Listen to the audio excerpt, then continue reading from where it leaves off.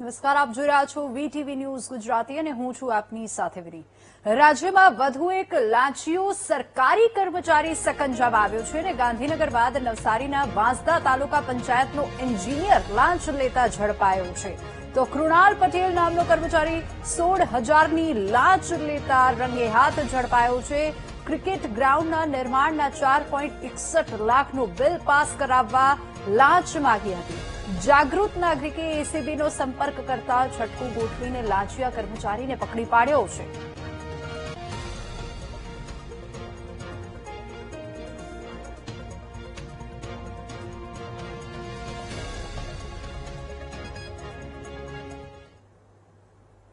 ગુજરાતમાં બિલ્ડિંગોની fire safety અને લિફ્ટમાં safety તેમજ સોલાર સહિતની જેમની જવાબદારી છે એ છે વિદ્યુત નિરીક્ષક કચેરીનો ક્લાસ 1 ઓફિસર એ.બી. ચૌધરી, જે લાંચ લેતા ઝડપાયો છે। જે બાદ એસીબીએ તેને સાથે રાખી તપાસ કરી છે।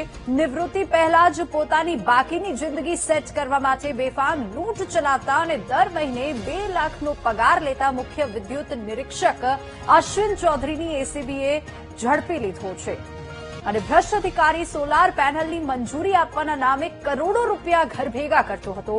લાંચિયો અધિકારી 5 લાખ રૂપિયાની લાંચની રકમ લઈને ઘરે જતો હતો ત્યારે એસીબીએ રંગે હાથ તેને પકડી પાડ્યો।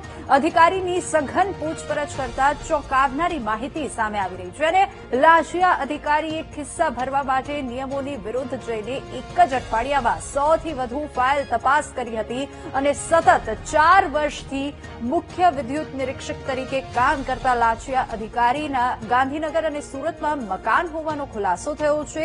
એસીબીએ આરોપીના ગાંધીનગર અને સુરતના ઘર પર જઈને તપાસ કરી છે અને 1,76 લાખની રોકડ રકમ અને 88 લાખથી વધુની કિંમતના સોના ચાંદીના દાગીના જપ્ત કર્યા છે। કુલ 2,64 લાખનો મુદ્દામાલ જપ્ત કરીને એસીબીએ વધુ કાર્યવાહી હાથ ધરી છે અને અધિકારી સામે અપ્રમાણસર મિલકતનો ગુનો દાખલ કરીને આરોપીને બેંક ખાતા, લોકર સહિતની તપાસ કરવામાં આવશે।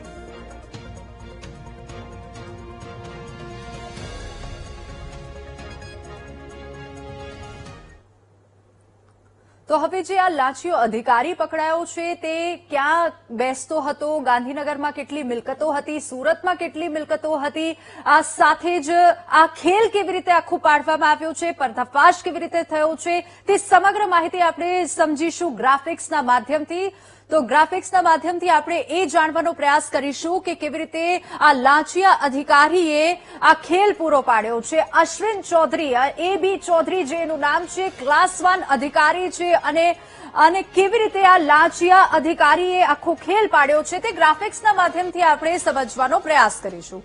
તો આ છે એ.બી. ચૌધરી। હું મારી ટીમને કહીશ કે ગ્રાફિક્સ પ્લે કરે, કારણ કે આ ખૂબ ગંભીર બાબત છે। એક તરફ એક સામાન્ય માણસ, સામાન્ય નાગરિક કમિશન આપતો હોય છે, ટેક્સ આપતો હોય છે અને ટેક્સ ભરતો હોય છે, છતાંય જ્યારે સોલાર પેનલ નખાવવા માટે જ્યારે આગળ જાતું હોય છે, અધિકારી પાસે જાય છે અને સોલાર પેનલ માટે પણ કમિશન એકઠું કરવામાં આવે છે। આખો આ ખેલ કેવી રીતે થયો છે? તો સકંજામાં આ લાંચિયો અધિકારી રાજ્યના ઉર્જા વિભાગનો અધિકારી લાંચ લેતા ઝડપાયો છે, જેની અંદર આખું વીજ સુરક્ષા જે સંચાલન કરતું હોય છે આખા રાજ્યનું ક્લાસ 1 અધિકારી, તે આખરે એસીબીની સકંજામાં આવ્યો છે। વિદ્યુત નિરીક્ષક કચેરીના ક્લાસ 1 અધિકારીની આખરે ધરપકડ થઈ છે। આ છે એ.બી. ચૌધરી, અશ્વિન બી. ચૌધરી એનું નામ છે અને સોલાર પેનલની એનઓસીના બદલામાં 5 લાખની લાંચ લેતો હતો। જો કે 5 લાખ રૂપિયા તે લાંચ હેઠળ લેતો હતો, એટલે કે કોઈ જગ્યાએ તપાસ કરવા નથી જવું, કોઈ જગ્યાએ કામગીરી નથી કરવી અને ઓફિસમાં બેઠા ઓફિસ ચેમ્બરમાં બેઠા જ ત્યાં તમામ લોકો પાસેથી પૈસા હેંટવામાં આવતા હતા અને આ ફરિયાદના આધારે એસીબીએ એક ટ્રેપ ગોઠવી છે। જ્યારે રિસેન્ટલી હાલમાં જ એક જે ફરિયાદી છે તે સોલાર પેનલ માટે જ્યારે ગયો અને સોલાર પેનલ નખાવવા માટે ગયો તો તેની પાસેથી 5 લાખ રૂપિયા માંગવામાં આવ્યા હતા અને આ ફરિયાદીએ એસીબીનો સંપર્ક કર્યો હતો અને એસીબીની ટ્રેપમાં ફસાયો આખરે આ લાંચિયો અધિકારી એ.બી. ચૌધરી। તો એ.બી. ચૌધરી 5 લાખ રૂપિયા એક અઠવાડિયામાં 100 લોકો પાસેથી એટલે 100 લોકો પાસેથી લાખો રૂપિયા તેને ઉઘરાવ્યા છે. અધિકારી 5 લાખની લાંચ લેતા રંગે હાથ ઝડપાયો છે. ફરિયાદીએ એસીબીનો સંપર્ક કર્યો અને આખરે આ લાંચીયો અધિકારી ઝડપાયો છે. તો ધરપકડ બાદ સઘન તપાસ તેજ બની ગઈ છે અને ગાંધીનગર ખાતે આ સંચાલન કરતો હતો આ વીજ સુરક્ષા જે કેન્દ્ર છે ત્યાંનો અને સોલાર પેનલમાં એનઓસી બદલ લાંચની માંગણી કરતો હતો. તો કાળી કમાણીનો સ્ત્રોત શું હતો એનો? જ્યારે પણ કોઈ સોલાર પેનલ નખાવવા માટે આવે તો તેની પાસેથી કમિશન પેટે 5 લાખ રૂપિયા કે તેનાથી પણ વધુ રૂપિયા તે ધરાવતો હતો અને તે પડાવતો હતો. સોલાર પ્રોજેક્ટમાં સ્થળ તપાસ ન કરતો, એટલે કે આનું કામ એ હોય છે કે જે પણ સોલાર પ્રોજેક્ટ હોય તે સ્થળની તપાસ કરવામાં આવે, એનઓસી પાસ કરવામાં આવે. જો કે આ સ્થળની તપાસ ન કરે અને સ્થળ તપાસ જરૂરી હોવા છતાં એનઓસી ઇસ્યુ કરી દેતો હતો. એટલે કે ઓફિસ ચેમ્બરમાં બેઠા બેઠા, એસી ચેમ્બરમાં બેઠા બેઠા ખાલી ચેક પાસ કરવાના અને સહી કરીને એ પ્રોજેક્ટને પાસ કરી દેવાનું. અને જે કોઈ વ્યક્તિ એને પૈસા ન આપે કે કમિશનના પૈસા ન આપે તો એ પ્રોજેક્ટમાં ખામીઓ કાઢતો હતો. એક અઠવાડિયામાં 100 થી વધુ ફાઇલો તે ક્લિયર કરી દેતો હતો. એટલે કે કોઈ પણ સ્થળની તપાસ કર્યા વગર જ એ સ્થળ યોગ્ય છે સોલાર પેનલ નાખવા માટે કે કેમ તે તપાસ કર્યા વગર જ તે લાખો રૂપિયા કમાવતો હતો અને લાંચ લેવાની રકમ ફિક્સ ન રહેતી હતી. જો કે એ પ્રોજેક્ટ દર પ્રોજેક્ટ લાંચની રકમ પણ બદલાતી રહેતી હતી. આ સાથે જ કંપની સાથે ડીલ નક્કી થયા મુજબ લાંચ લેવાતી હતી. જો ડીલ ના થાય તો એ સ્થળ પર ખામીઓ કાઢવામાં આવતી હતી. તો કંપની સાથે એ ડીલ નક્કી કરતો હતો. આ સિવાય કેટલો મુદ્દામાલ આ તપાસમાં અત્યાર સુધીમાં જપ્ત કરવામાં આવ્યો છે જો તેની વાત કરીએ તો તેના પર નજર કરીએ તો સુરત અને ગાંધીનગરથી 2.64 કરોડ રૂપિયા જપ્ત કરવામાં આવ્યા છે. એટલે કે ગાંધીનગર અને સુરતમાં આ લાંચિયા અધિકારીની મિલકતો હતી. એક મકાન ગાંધીનગર અને સુરતમાં હતા. સુરતમાં રહેવાસી પણ હતો અને સ્વિફ્ટ કારમાંથી 5.51 લાખની રોકડ પણ જપ્ત કરવામાં આવી છે. વીટીવી ન્યૂઝની ટીમે ગાંધીનગર ખાતે એનું નિવાસસ્થાન જે છે આવેલું છે ત્યાં પણ જઈને તપાસ કરી હતી અને ત્યાં તેના પરિવારજનોએ કંઈ પણ બોલવાનો ઇનકાર કર્યો હતો. ઘરેથી પણ 1.76 કરોડની રોકડ જપ્ત કરવામાં આવી છે. એટલે કે એક અઠવાડિયામાં આપ વિચાર કરી લો, જો 100 લોકોની ફાઇલ પાસ થતી હોય તો કેટલા રોકડ રકમ એને ભેગી કરી હશે. સોના ચાંદીના દાગીના અને 88.82 લાખ રૂપિયાના સોના ચાંદીના દાગીના પણ રોકડ સિવાય આટલા લાખના દાગીના પણ મળી આવ્યા છે. તો આપ એ વિચાર કરો, જો 100 લોકોની ફાઇલ ક્લિયર થાય અને એક વ્યક્તિ પાસેથી 5-5, 7-7 લાખ રૂપિયા જો પડાવવામાં આવતા હોય તો કેટલા રૂપિયા એને ભેગા કર્યા હશે. કારમાંથી પણ મળી આવ્યા છે ગિફ્ટ વાઉચર. તો એની જે કાર હતી એના ઘરની બહાર પણ બે લક્ઝુરિયસ કાર હતી અને એ કારમાંથી પણ ગિફ્ટ વાઉચર જે છે તે મળી આવ્યા છે. મુખ્ય વિદ્યુત નિરીક્ષકની જવાબદારી શું છે? તો સલામતી અને તપાસણીની આની જવાબદારી હોય છે. વાણિજ્યક એકમોમાં વીજ અકસ્માતો નિવારવા અને નિયમિત તપાસ કરવી. એટલે કે આ જે વીજ સુરક્ષા જે છે તેનું સંચાલન કરવું. આખા ગુજરાતમાં અલગ અલગ ઝોનમાં જે તમામ કચેરીઓ આવેલી છે એ ક્લાસ 1 અધિકારીની અંડર હોય છે અને ઔદ્યોગિક એકમોમાં પણ નિયમિત વીજળીની તપાસ કરવી. તો એ આ જે કામગીરી છે સલામતી અને તપાસની જે કામગીરી છે એ ક્લાસ 1 અધિકારીની અંડર આવે છે. તો વિદ્યુત સુરક્ષાના નિયમો અને કાયદાઓનો અમલ કરાવવો. તો આ તમામ જે સુરક્ષાના નિયમો છે તે ધ્યાનમાં રાખવું અને જે કાયદા હેઠળ કામ થવું જોઈએ તેની તપાસ કરવી.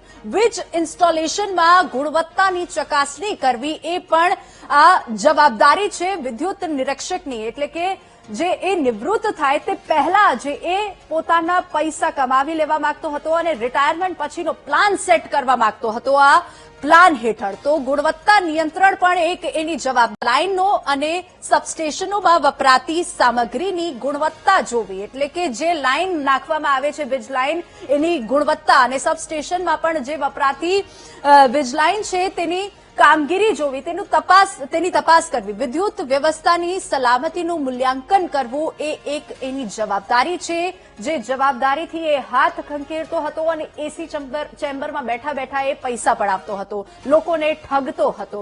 તો નવી લિફ્ટ કે એક્સિલેટર નાખવાની મંજૂરી આપવી પણ આની જવાબદારી છે. જો કે લાંચિયો અધિકારી હવે ઝડપાયો છે ને આ ખેલ ખતમ થયો છે. હવે એ સવાલ પણ થાય છે કે આની અંદર કેટલાક લોકો હજુ એની સાથે સહયોગી હતા કે કેમ, એ તપાસ હાલ ચાલી રહી છે.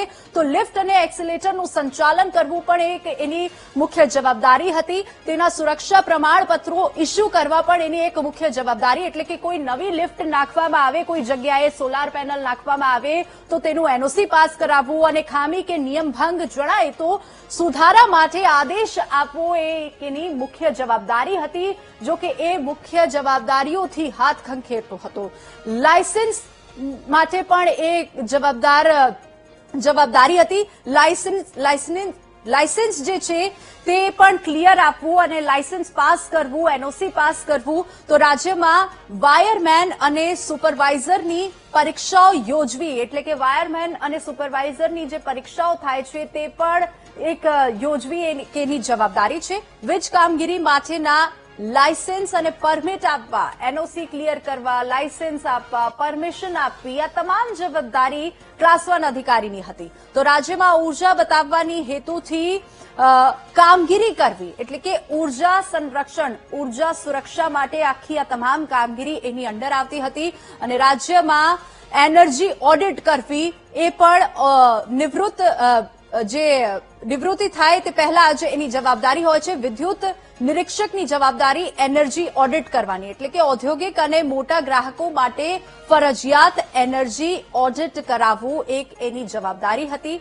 એનર્જી ઓડિટ એટલે કે તમામ જે વીજ પુરવઠાઓ છે ત્યાં જઈને ઓડિટ કરવું પણ એક એની જવાબદારી હતી. તો મોટા વીજ અકસ્માતોની ઝીણવટભરી તપાસ કરવી, કે કોઈ પણ જગ્યાએ વીજ પુરવઠાને લઈને કોઈ પણ સમસ્યા ઉભી થાય છે તો તે સમસ્યાને દૂર કરવા માટે પણ એ તપાસ કરવાની એની જવાબદારી હોય છે. તેના કારણો શોધી અને કોઈ અકસ્માત થાય તો એ અકસ્માતના કારણો શોધી અને સુરક્ષાત્મક પગલાં લેવા એ પણ એની એક જવાબદારી છે. જે તમામ જવાબદારીઓની સાઈડમાં નેવે મૂકીને એ પૈસા ખંખેરતો હતો તમામ સામાન્ય નાગરિકો પાસેથી. તો અધિકારીઓના કાર્યોનું મૂલ્યાંકન કરવું પણ એક એની જવાબદારી છે. ઇલેક્ટ્રિકલ ઇન્સ્પેક્ટરોના કાર્યોનું મૂલ્યાંકન કરી માર્ગદર્શન આપવું એ પણ એની જવાબદારીમાં આવે છે. પરંતુ એ જવાબદારીને ભૂલી બેઠો અને પૈસા ખંખેરતો હતો. આ સાથે જ અન્ય અધિકારીઓની કામગીરી પર દેખરેખ રાખવી ક્લાસ 1 અધિકારીની મુખ્ય જવાબદારીમાં આવે છે.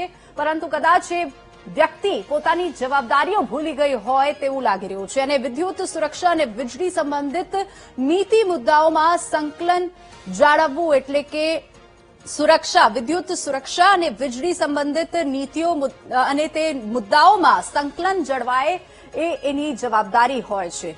સાથે જ અપીલ સત્તા તરીકે કેટલીક વિદ્યુત સંબંધિત ફરિયાદો અને વિવાદોનો નિકાલ, એટલે કે કોઈ પણ વ્યક્તિ જ્યારે વીજ પુરવઠાને લઈને કોઈ સમસ્યા હોય ત્યારે કમ્પ્લેન કરે, કમ્પ્લેન પર ધ્યાન આપવું, તેની તપાસ કરવી અને એને ઉકેલવામાં આવે એની જવાબદારી ક્લાસ 1 અધિકારીની હોય છે. જનહિતમાં વિદ્યુત સુરક્ષા અંગે જાગૃતિ અને માર્ગદર્શન પૂરું પાડવું એ પણ એની જવાબદારી હોય છે. આ સાથે જ કેન્દ્ર અને રાજ્ય સરકાર સાથે સંકલન બેઠાવવું એની જવાબદારી હોય છે. અને આગળ આપણે જોઈશું કે મુખ્ય વિદ્યુત નિરીક્ષક જે ગાંધીનગર સ્થાયી હોય છે એની ઓફિસ ગાંધીનગરમાં હોય છે. અને કારણ કે ક્લાસ 1 અધિકારી છે તો ત્યાંથી કાર્યરત હોય છે, કામ કરે છે. એની અંદર કેટલાક ઝોન આવેલા છે, એની અંદર કઈ કઈ ઓફિસ આવેલી છે અને કઈ કઈ કામગીરી એ કરે છે. તો મધ્ય ઝોન ગાંધીનગર નાયબ મુખ્ય વિદ્યુત નિરીક્ષક એ પણ એની અંદર આવે છે. અને આ જે મુખ્ય વિદ્યુત નિરીક્ષક હોય છે એ ક્લાસ 1 અધિકારી કહેલાય છે. જે મધ્ય ઝોનની ઓફિસ પણ એની અંદર આવે છે. તો મધ્ય ઝોનની ગાંધીનગર વિદ્યુત નિરીક્ષક ઓફિસ અને અમદાવાદ વિદ્યુત નિરીક્ષક ઓફિસ, આ બે મહત્વની જે સંસ્થાઓ છે તેની અંદર આવે છે. જે અમદાવાદની અંદર જે આવેલા સહાયક વિદ્યુત નિરીક્ષક કચેરી અને સહાયક વિદ્યુત નિરીક્ષક કચેરી ગાંધીનગરની, આ બંને સહાયક કચેરીઓ પણ આની અંદર આવે છે. તો નડિયાદ વિદ્યુત નિરીક્ષક કચેરી પણ એની અંડર આવે છે. નડિયાદ, પંચમહાલ, અમદાવાદ, ગાંધીનગર મધ્ય ઝોનની આ તમામ જે કચેરીઓ છે તે ગાંધીનગર સ્થાયી જે ક્લાસ 1 અધિકારી છે, વિદ્યુત નિરીક્ષક જે છે તેની અંડર આવે છે. હવે આગળ જોઈશું ઉત્તર ઝોનની તમામ કચેરીઓ. ઉત્તર ઝોનમાં આવેલી મહેસાણા, હિંમતનગર, પાલનપુર, કચ્છ અને આ તમામ જે કચ્છની સહાયક વિદ્યુત નિરીક્ષક કચેરી જે છે તે પણ એની અંડર આવે છે. આ ઉત્તર ઝોનની વાત થઈ ગઈ તો ઉત્તર ઝોનના મહેસાણા નાયબ મુખ્ય વિદ્યુત કચેરી પણ આ મુખ્ય વિદ્યુત નિરીક્ષક ગાંધીનગર જે સ્થાયી જે છે ક્લાસ 1 અધિકારી એની અંડર આવે છે. આ ઉત્તર ઝોનની વાત થઈ ગઈ. હવે આગળ જોઈશું દક્ષિણ ઝોન. તો દક્ષિણ ઝોનમાં વડોદરા, આ સાથે જ ભરૂચ સાથે જ સુરત અને વલસાડ. તો આ 4 જે કચેરીઓ છે વડોદરાની, ભરૂચની, સુરતની, વલસાડની, જેમાં સહાયક વિદ્યુત કચેરી જે છે તે પણ એની અંડર આવે છે. તો ઉત્તર ઝોન, મધ્ય ઝોન, દક્ષિણ ઝોન, આ સાથે જ સૌરાષ્ટ્ર ઝોન જે છે તેની પણ તમામ કચેરીઓ આ ક્લાસ 1 અધિકારી જે ગાંધીનગર બેઠો હોય છે તેની અંડર આવે છે. તો સૌરાષ્ટ્રની, રાજકોટની, જૂનાગઢની, જામનગરની, ભાવનગરની અને સુરેન્દ્રનગરની. તો રાજકોટ, જૂનાગઢ, જામનગર, આ સાથે જ ભાવનગર અને સુરેન્દ્રનગર, આ 5 સહાયક જે વિદ્યુત નિરીક્ષકની કચેરીઓ છે એ પણ આ મુખ્ય વિદ્યુત નિરીક્ષક જે ગાંધીનગર બેઠો છે ક્લાસ 1 અધિકારી તેની અંડર આવે છે. પરંતુ આ વ્યક્તિએ કંઈ પણ વિચાર કર્યા વગર પોતાનો રિટાયરમેન્ટ પ્લાન સેટ કરવા માટે લોકોને ઠગ્યા છે, લોકો સાથે છેતરપિંડી કરી છે અને પોતાને કમિશન પેટે આ લાખો રૂપિયાની કમાણી કરતો હતો. તો વિદ્યુત નિરીક્ષક જે લાંચીયો અધિકારી આજે પકડાયો છે, એસીબીએ એનો ખેલ પૂરો પાડી દીધો છે અને હવે આગળ એ જોવાનું રહેશે. મુખ્ય સવાલ એ થાય છે કે શું આવનારા દિવસોમાં કોઈ સહયોગી કે જે સહાયક વિદ્યુત કચેરી પર બેઠતા અધિકારીઓ છે તે પણ આ ખેલમાં સામેલ હતા કે કેમ, એની તપાસ હાલ ચાલી રહી છે.